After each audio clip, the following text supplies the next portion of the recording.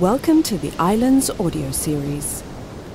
Carnival Confessions, Giving Over to the Rhythm of Trinidad's Biggest Party by Eddie Petruccelli. I'm lying in the street. My orange headpiece with pink feathers has fallen over my nose.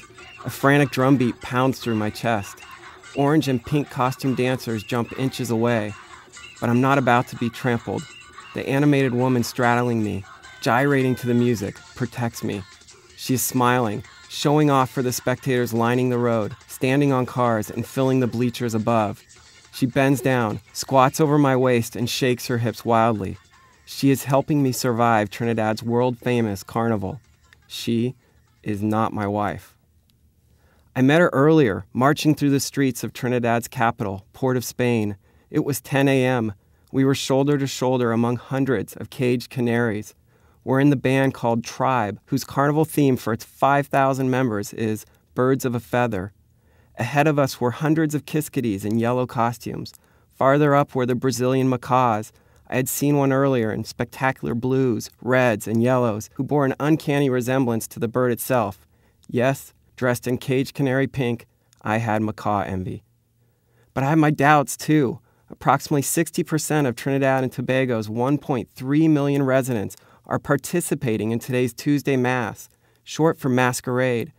Add some 36,000 visitors flying in for the festival, and that's 800,000 people in attendance along this parade's 6-mile route, making this the granddaddy of all carnivals in the Caribbean. It's also embedded in history as the principal celebration of the island's freed slaves. I gave little thought to such things when I experienced Carnival on Aruba many years ago, fresh out of college. I was single. I saw girls in skimpy costumes. I saw an anything goes dance fest, a fun party. But now, scanning my flock, bouncing more fervently with each step, I wondered whether this carnival on Trinidad was really mine to celebrate at all. My white skin told me no. My wife, thousands miles away, said no. Picture? A plus-sized Trinidadian woman held her camera before me. As I framed her in its viewfinder, she moved close to a friend of equal size. I expected to see downy smiles, perhaps an arm over the shoulder.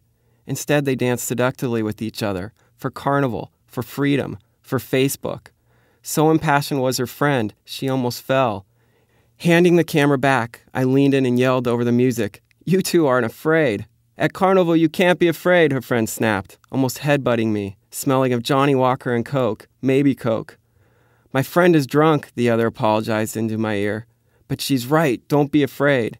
She nodded to the bleachers alongside a section of road ahead, the first of 3 stages on our route. At each, a panel of judges will evaluate our flock's dancing, energy, and spirit. But the truth of it is the stage marks where whining commences on a grand scale. Whining is a tidy term for dirty dancing, but with rules. 1, women typically approach men by backing into them with their rear ends in full swing. 2, men should not interpret this as love because 3, it won't last. Of course, all this assumes a woman approaches a man in the first place. Confronted by the stage, judges, and a competition that rewards outrageous dancing, I felt like the odd man out, our flock's weak link. Worse, I had thoughts of dancing alone, looking like, well, the lone white guy. My feet felt like cinder blocks, my hips welded to my waist. "Look at me," she said, still marching by my side, smelling the fear. I turned and saw her body billowing from an undersized pink bra and briefs. "I'm big," she shouted. "You're white. It's Carnival. Just let go." I nodded. I told her thanks. I showed her my wedding ring and pointed to a pair of kiskadis whining passionately on stage. "I can't do that," I yelled. She raised her left hand, revealing her wedding ring. "It doesn't mean anything," she said. Before I could ask what doesn't mean anything, the ring or the whining, her friend bowled into us screaming, "It's time!" Our flock surged forward onto the stage. I never actually began dancing. I didn't have to. The 2 large women acted as they had earlier with the camera, only this time I was sandwiched between them. It was dirty and wrong, but there was no fighting it. The 2 were putting on a show.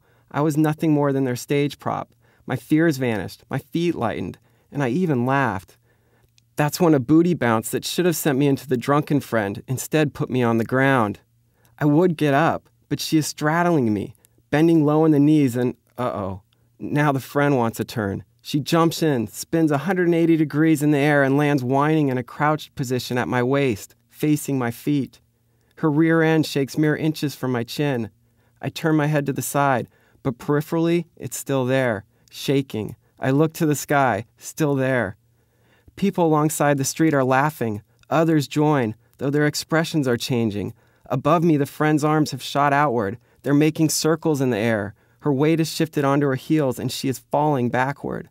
Canaries rush toward us. I turn and close my eyes. The asphalt burns my cheek. I feel the pressure, but that's it. The canaries caught her. They pull me onto my feet. I nod that I'm okay, and the group goes back into a dancing frenzy. Adjusting my pink-feathered headpiece to my forehead, I see the two large women, now dancing with another man. I'm alone, on stage, my worst fears realized, but not really. My costume is the same color as everyone's here. We're dressed for this moment. I'm part of a band and we've just taken the stage. I bounce, I dance, and by doing so, I blend.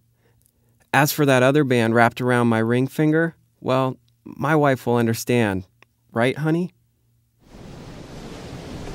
For more Islands audio series, log on to islands.com/audio.